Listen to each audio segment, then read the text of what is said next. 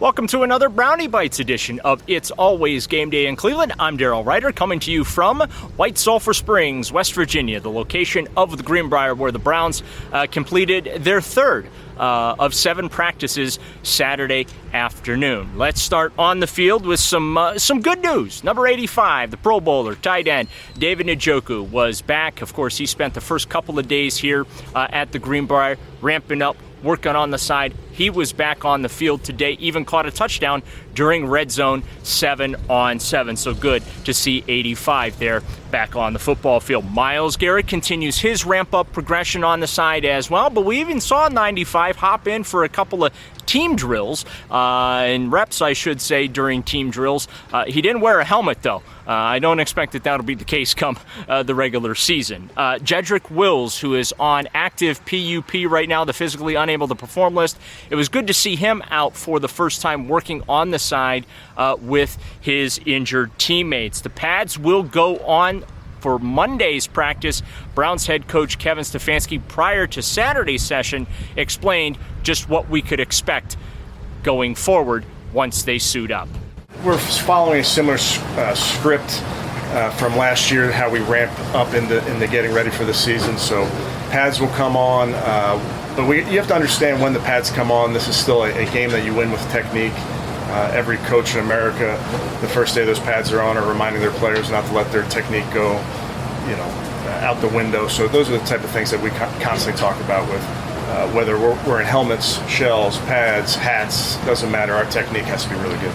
Yeah, that first day is really just setting the pads, still getting technique is our premium, still conditioning is at a premium, and then we'll transition to going against each other. And now to some news off the field. We got to visit after practice with owners Jimmy and Dee Haslam. The first topic of conversation, and no surprise there, the contract extensions that they were able to hand out this particular offseason to both head coach Kevin Stefanski as well as executive vice president of football operations and general manager Andrew Berry. They're just really great men, first of all, and really good leaders. I think the players really respect them, and the entire staff works really well with them. They know how to get everybody to come together with the same goals. So it really does make a difference. Well, I guess we'd say it's a relief that they performed well, and Dee said it well. I mean, they're not only a good GM and a good coach, but they're really good people. They're very young. I think oftentimes we forget how young they are, and I think potentially very high ceiling for both of them. So it's, as Dee said, they're good at their job, and they're good people to work with. Now to the topic everybody wants to know about, and that is the stadium and the future of where the Browns plan to play football here in Northeast Ohio. Do they renovate for $1.2 billion Cleveland Browns Stadium to stay on the lakefront? Or do they start anew with a brand new $2.4 billion dome plus $1.4 billion development project on 176 acres of land in Brook Park? This is a big project, okay? No matter which direction we go into, it's complicated. Anytime you have a public-private partnership, it's not easy. We're continuing to work through the process, and we hope sooner rather than later we'll have a solution. But I can assure you, we were on the phone for an hour this morning talking about various things that have to be solved, and one solution or the other, and we'll continue to do so until we get to what we think the right answer. And if you ask what's the right answer, the right answer is what is best for our fans, okay? That is driving 90% of the decision making. What's best for our fans? Because these are long-term decisions. This isn't a 5-year decision, 10-year decision. It's at least a 20-year decision, maybe more. So what is best for our fans will ultimately drive what we do. We just came off the MLS All-Star Week down in Columbus at the Lower.com Stadium, and we can see what a new facility can do for the vibrancy of the city. I mean, it was an incredible 3 or 4 days in Columbus. I just think we're really trying to solve a lot of the problems with the current stadium. Safety for the fans getting in and out of the stadium, make it easier for them. I mean, it's really complex to get all that worked out and solved. So I think those are some of the major issues we're trying. Functionally, we have a lot of issues with the current stadium that we're trying to solve for. If we go to Brook Park, and I'm not saying we are, that's a $2.4 billion project plus the real estate development around it, which make about 3.5. That would be the 3rd or 4th largest construction project ever done in Ohio.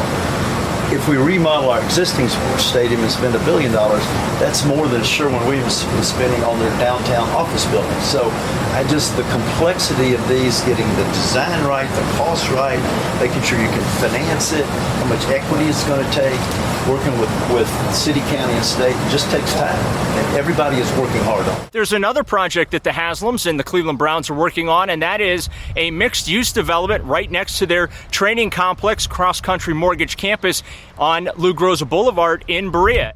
Real shovels in the ground next March or April. Probably we'll do some preliminary work if all goes well, underground work, if you will, in the fall before it turns cold and wet. Still cautiously optimistic we'll be able to get everything done there. And I think it's a really, Dee and I went down and looked at the Star in Dallas 2 or 3 weeks ago. It's not going to be of that magnitude, but I think it's a cool little project, if you will, for Berea. We still hope to have a rec hall for everybody to use. Student housing for Baldwin Wallace, apartments, a hotel, which that area badly needs it, some restaurants, and then a 7,500 seat stadium that we'd activate for football, lacrosse, soccer, high school games, Baldwin Wallace games, etc. That I think it'll be a really neat project. So you all are there at Cross Country Mortgage Campus all the time. When you come over that bridge and see all that open space, it's good. So we're excited. It's not near the magnitude of what Brook Park or what our remodel of Cleveland Browns Stadium would be, but it's a neat little project. So that's a wrap for day 3 here at the Greenbrier in West Virginia. Want to thank all of you for downloading and subscribing wherever you get your podcasts, including the free Odyssey app. Also, those of you that happen to watch us on YouTube. For my partner, Andy Baskin, I'm Daryl Ryder. Thanks as always for listening to this special Brownie Bites edition of It's Always Game Day in Cleveland.